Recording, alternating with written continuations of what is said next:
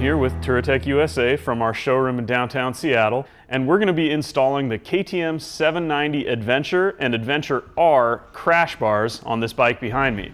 These crash bars are made from a 25mm diameter stainless steel tube, and they're available in 3 different colors. You can get KTM orange like I have here, you can get black, or you can get bare stainless steel. The KTM 790 has a gas tank that's mounted quite low on the motorcycle, and it's quite wide. And that gas tank is very much in harm's way for off-road riding or a crash on the street. These crash bars are designed to protect those lower tank lobes. They're very sturdy, and they're going to do exactly that no matter what kind of ride you take your bike on. Let's open up the package and see what kind of hardware is included. Inside the package, you'll have 4 main components. You'll have the left and right side crash bars, you'll have the hardware pack, and you'll have this center mount that goes underneath the stock skid plate. Touratech also makes another part called the OEM skid plate reinforcement piece that actually replaces this center mounting bracket. So if you haven't installed that part already, I highly recommend doing it. What it does is it completely replaces this part with a much larger piece that really increases the rigidity of the stock skid plate to protect the underside of your engine for off-road riding. That OEM skid plate reinforcement piece works great with these crash bars, and if you're going to install both of those products, it's best to do them both at the same time. Now let's take a look at what comes in the hardware pack. This hardware pack has a whole lot of very different pieces in it, so let's go through them carefully and make sure everything's included. We have 6 M6 washers, we have 2 small M8 washers, we have 2 large M8 washers. We have 2 8mm thick M6 spacers, 2 8mm thick M8 spacers, 1 25mm thick M8 spacer, 2 M8 socket cap bolts. One of these is 85mm long, the other is 65mm long. 2 M8 button head bolts, both are 25mm long.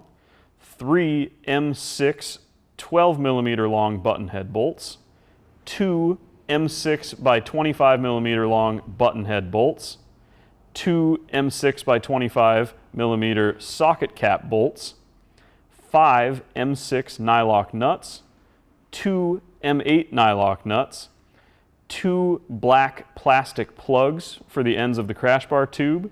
And here are the Touratech instructions. You want to visit the Touratech product page and print these out to complete the installation.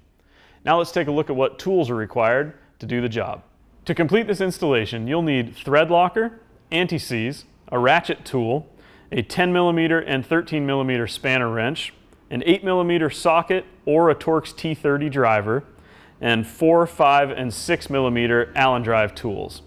For the Torx and Allen tools, I'm using them off of the Cruise Tools 3/8 drive sets. I find it very convenient because regardless of what size tool I'm using, I can always use the same ratchet to do the job. Now that we got all that out of the way, let's head over to the bike and get to work.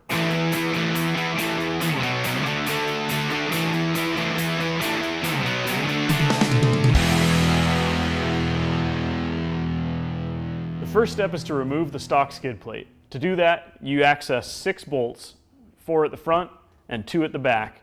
To get to those bolts, you're going to be using a Torx T30 or an 8mm socket.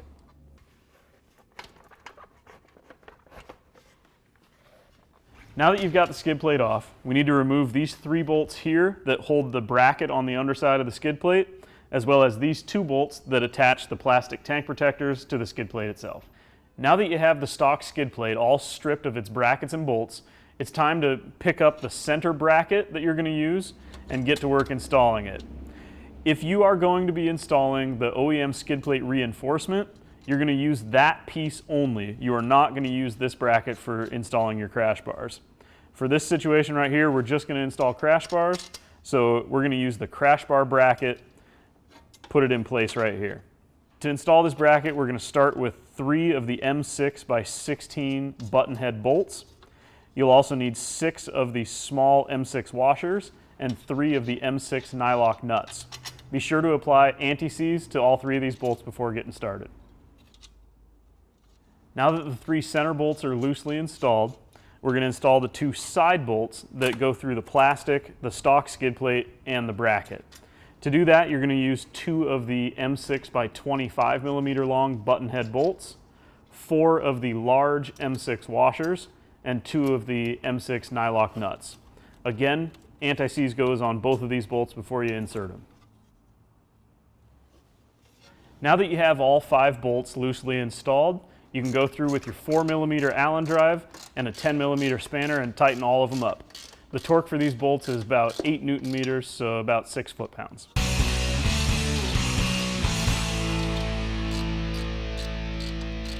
We have all 5 bolts tightened up.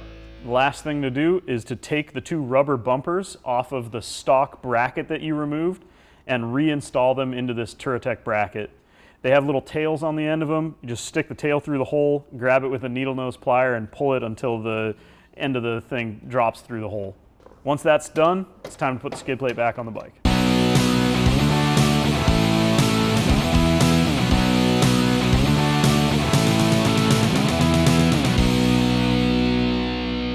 It's almost time to install the crash bar itself, but first we need to remove this bolt here from the lower gas tank mounting position. You'll do that with a 6mm Allen drive tool. We're just going to show you the bar installation on the left side of the bike, but on the right hand side it's exactly the same, so just follow these steps both times. On the left side, you're going to use this 25mm spacer and the 85mm long M8 socket cap bolt. That's the only difference. On the right hand side, you don't use a spacer and you only use the 65mm bolt. So for this bolt, make sure you put a little bit of blue Loctite on it and then leave the aluminum spacer that's stock in the gas tank mount.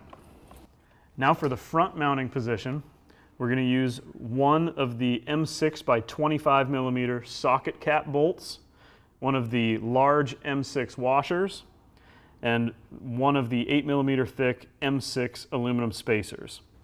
So you're going to put the spacer behind the crash bar and then put the bolt with the washer on it through the crash bar and through the spacer and then into the threaded fitting on the bike.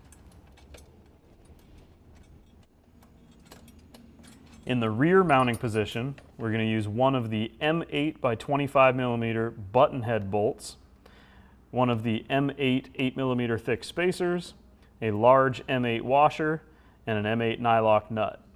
You assemble this with the bolt going through the crash bar, the spacer going in between the crash bar and the mounting bracket, and the washer and the nut on the inside of the mounting bracket. Also, be sure to apply anti-seize to this bolt before you assemble it. Now that the crash bar is loosely installed, we have to go through and torque down all 3 of these bolts. All 3 of them are going to use 5 or 6 foot-pounds torque. It's not very much, but they've got thread locker where they need it. So the front bolt uses a 5mm Allen tool, the top bolt uses a 6mm Allen tool, and the back bolt uses a 5mm Allen tool and a 13mm spanner wrench. Don't forget to install the little stoppers in the end of the tube at the bottom crash bar mount. All right, the left side bar is installed and tightened down properly. Now we're going to move over to the right hand side and do exactly the same thing.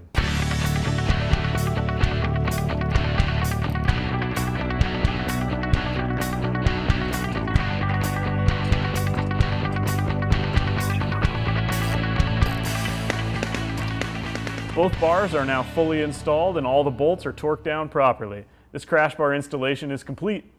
You can see that the crash bars follow the lines of the bike really well, and they'll do a great job of protecting not only from side impacts like a drop, but also from frontal impacts like catching a rock or a tree while you're riding down some trails. And not that this motorcycle is meant for this, but this is a 25mm diameter tube, so it's a great spot to clamp some highway pegs onto it if you're that kind of guy. So if you want to learn more about products that we make for the 790 or motorcycling in general, visit our website, touratech-usa.com. And if you want to be notified when we release more videos like this, don't forget to subscribe to the channel and click the notification bell. Thanks for watching.